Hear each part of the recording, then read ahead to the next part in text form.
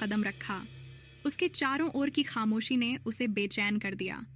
उसके दादा दादी का घर, जो अब वर्षों से सुनसान पड़ा था, उसे एक अजीब सी खिंचाव से खींच रहा था। यहाँ कुछ तो है, उसने खुद से कहा, घर के दरवाजे के पास पहुंचते हुए। आर्यन ने कमरे के कोने में रखी धूल भरी किताबों की अलमारी पर नजर डाली। एक पुरानी चमड़े की झिल्द वाली किताब उसकी ओर खिंचाव महसूस हुई। उसने किताब को उठाया और उसके पन्ने पलटने लगा। क्या यह वही किताब है जिसके बारे में दादी ने बताया था? वह बुदबुदाया। जैसे ही आर्यन ने किताब का पहला अध्याय पढ़ा, कमरे में एक ठंडी हवा का झोंका आया, जिससे मोमबत्ती बुझ गई। अंधेरे में उसे किसी के धीमे कदमों की आवाज सुनाई दी। यह कौन हो सकता है? उसने डरते हुए सोचा। उसकी धड़कन तेज हो गई।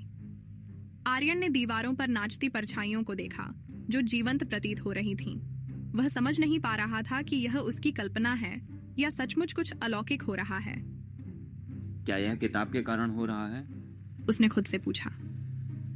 डरते हुए आर्यन ने अपने दादा दादी की पुरानी तस्वीरों को देखा, जो मेज पर बिखरी पड़ी थीं। एक तस्वीर में उसके दादा किसी अज्ञात व्यक्ति के साथ खड़े थे। ये कौन है और इनका इस किताब से क्या संबंध है? उसने खुद से कहा, जवाब की तलाश में। तभी बाहर तूफान शुरू हो गया और बिजली की चमक में आर्यन ने कमरे में एक भूतिया आकृति को देखा।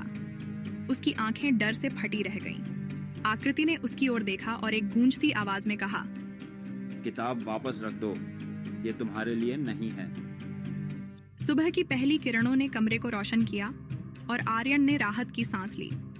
उसने किताब को अलमारी में वापस रख दिया और तेजी से घर से बाहर निकला, ये समझते हुए कि कुछ रहस्यों का पता नहीं लगाना ही बेहतर है।